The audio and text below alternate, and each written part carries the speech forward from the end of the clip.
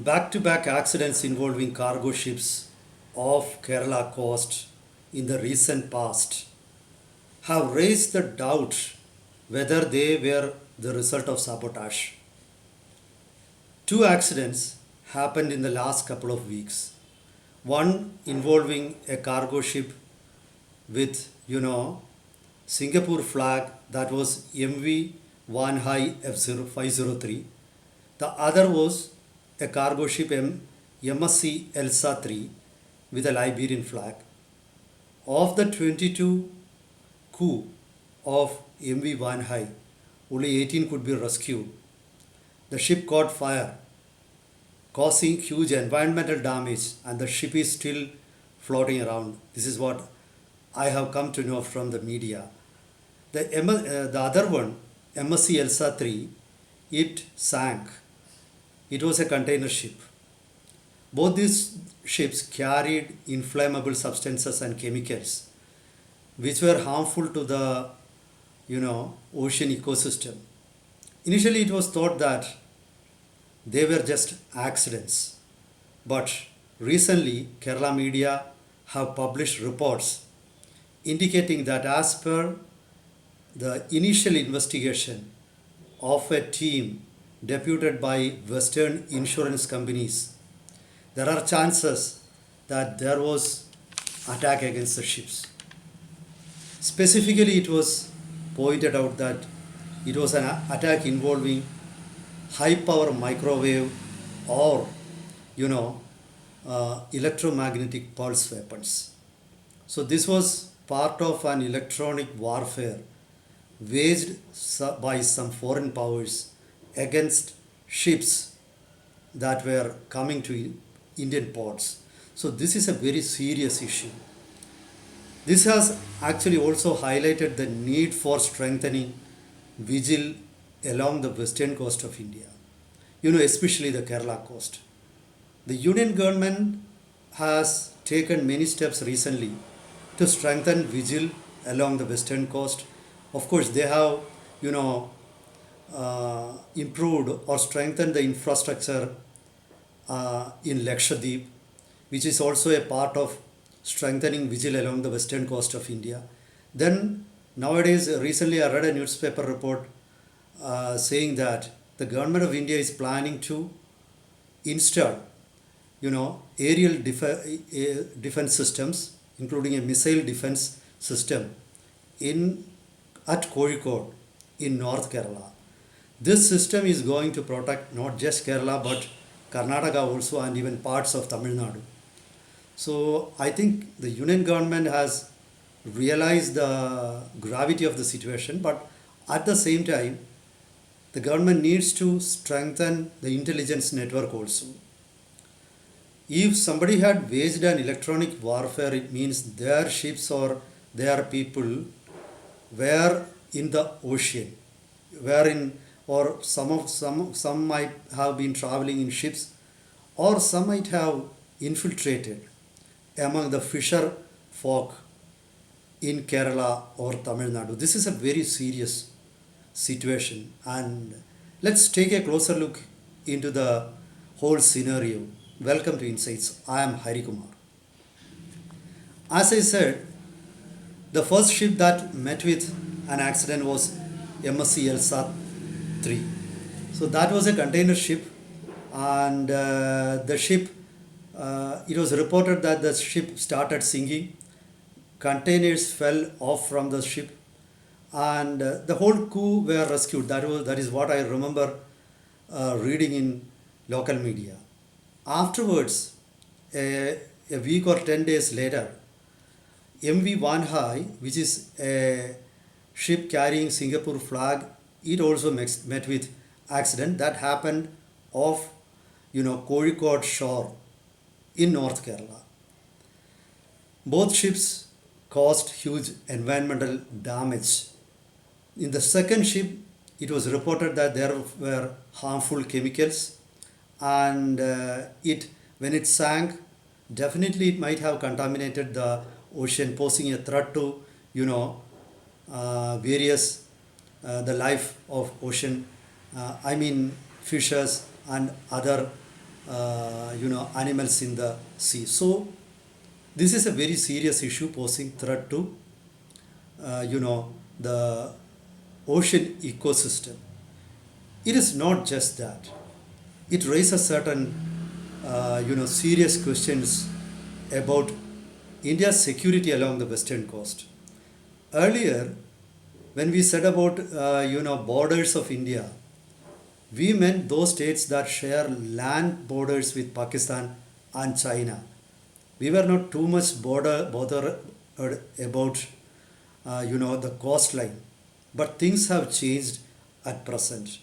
We will have to worry a lot about the states which have got a long coastline.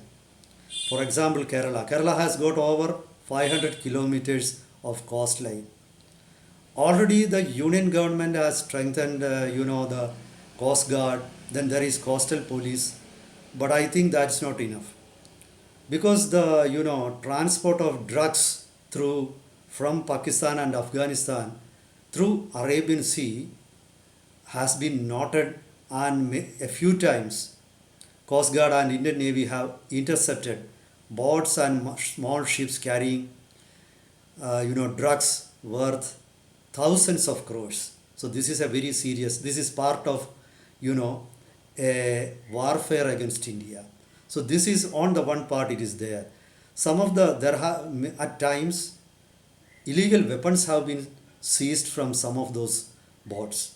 So it means that there is a deliberate effort to weaken India through the coast. So they were meant to be given to subversive elements, and India has got a large number of small ports, even fishing harbors, and there is a chance that these elements might have infiltrated into the fisher community.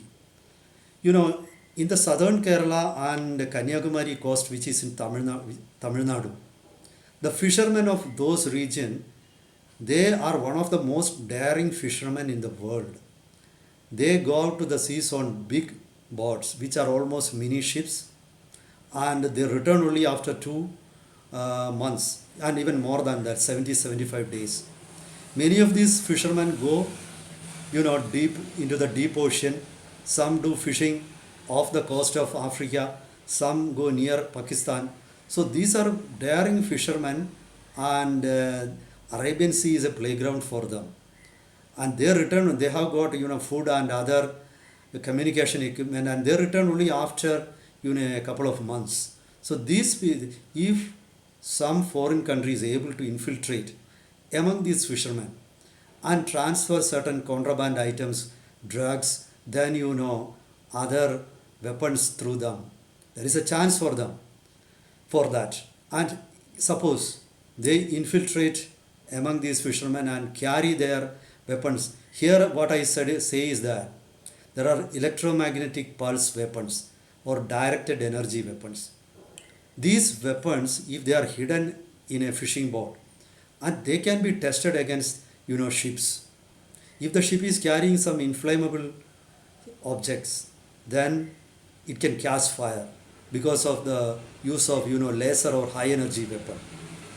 It can damage the electronic systems of a ship.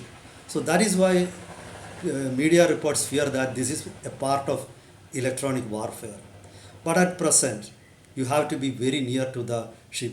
I think present day EMP or electromagnetic pulse weapons have got a range of between 1.5 and 5 kilometers. It means that they cannot use the weapons from far off. It's not like sending a missile from 1,000 kilometers away or 2,000 kilometers away. So you have to come near the ship. You have to come at distances less than 10 kilometers. So here, Kerala media have been reporting that perhaps Turkey was involved in this. Turkey has developed, a weapon named Alka-Dew, and Rokistan, a Turkish agency, has developed. It is a EMP weapon, that is electromagnetic pulse weapon. So if that weapon has to be used, the vessel carrying that weapon must be very near to the ships that had met with the accident. So it means that those ships were roaming in the waters of Kerala coast. But here, I doubt that it could be China. If that is true, I mean, if the theory is that an EMP weapon was used by somebody to attack Indian ships, I think probably it might have been China and not Turkey, because China is one of the countries which has got state of the art directed energy weapons. Only few countries in the world have developed directed energy weapons. India is one among them. Then the US is testing that, but and Russia is also testing that. But India and China are reported to have directed energy weapons. India has successfully used that against you know drones. In the recent Operation Sindoor, there have been reports that India has successfully used directed energy weapons against Pakistan drones, especially swarming drones. So China also has got that. So there is every reason to think or doubt that perhaps China might be involved in the attack if that the accidents were really the result of a directed energy weapon attack. We don't know, but if that is the truth, then we need to take that very seriously. As I said earlier, the government of India has already strengthened vigil along the west coast. They are planning to, install a missile defense system like S-400 in Kerala also. This is what reports said. It could be S-400, it could be Barak 8 system, or it could be India's own Akash missile defense system. Anyway, I think Kerala needs that. So it is high time. And we need to intercept communications along the west coast of Kerala, along the coastline of Kerala. I still remember that earlier people used to infiltrate, perhaps foreign elements used to infiltrate into Kerala. While I was a journalist in a coastal town, coastal district in Kerala, Alappuzha, one fine afternoon we got the news that somebody had brought all the diesel from petrol pumps in the small town of Alappuzha. Then we informed the police. Later the police investigated, but they couldn't find the real culprits.